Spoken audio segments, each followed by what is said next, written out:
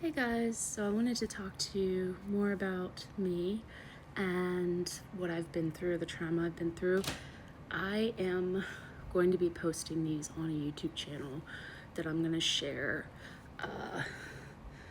later because I want all this to be on YouTube, but I want to share it here as well.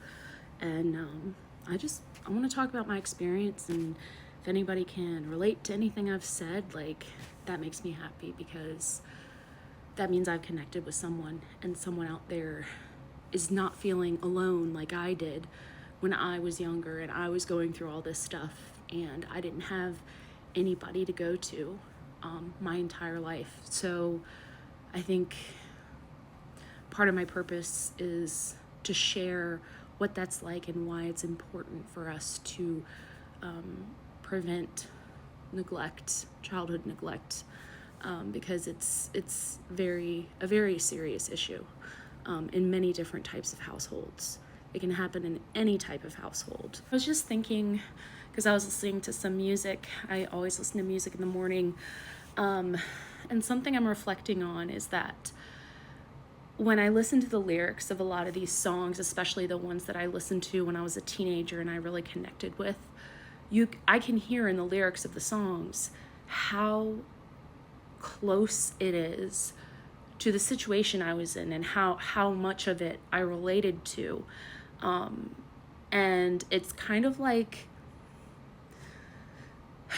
so I have memories of my trauma. I do. I know what happened, but there are gaps. There are lots of things that I don't remember, that it's like something like a memory that I feel like I should have of a certain day or time that was important in my life, and I, for some reason, like, there's something about it that I can't remember, or was weird about it, but I don't remember what. So, I mean, I have those, but the main trauma that I've experienced, I have the main event, I guess, initiating event, and that I can remember clear as day. The other things are a little muddled, but with that being said, it's almost like filling in the gaps sometimes when I listen back to some of these albums, because sometimes it helps me remember things. Sometimes just hearing it tells me about myself and how I felt at that time. And I think I used music to express my emotions. Like, I used listening to music to learn how to cope with my emotions. And it wasn't a healthy coping, because I was alone by myself crying, or, screaming into a pillow, or whatever I was doing at the time. But I was very much alone and in solitude a lot during that time.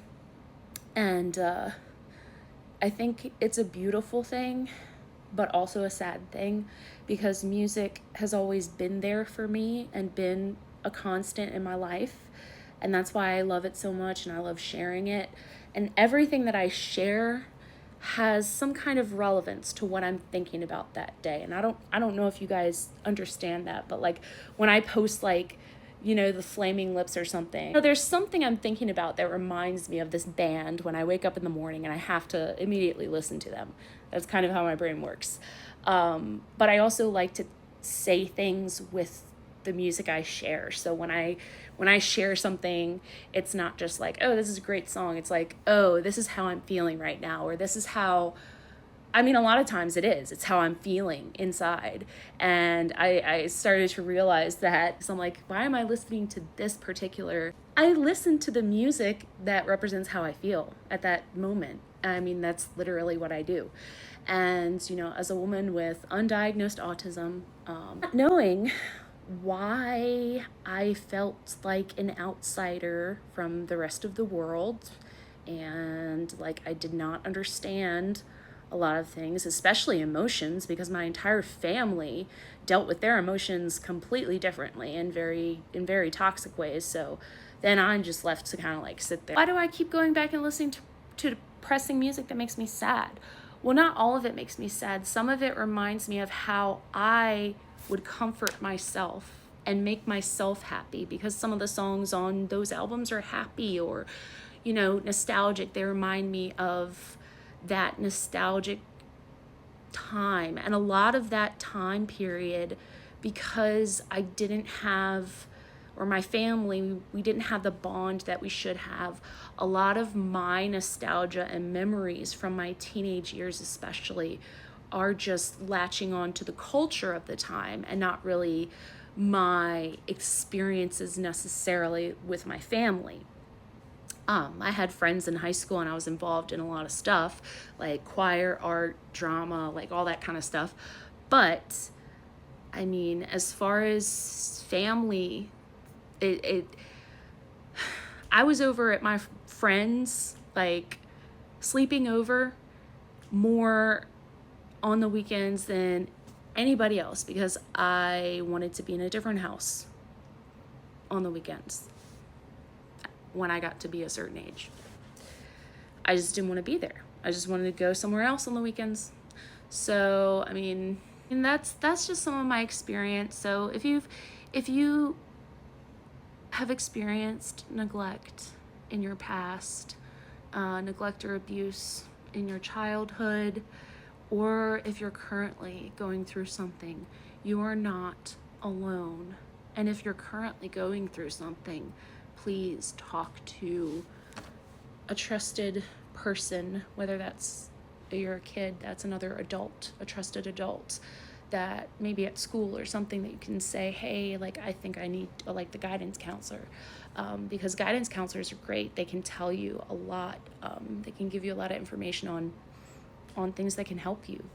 And if you're an adult, like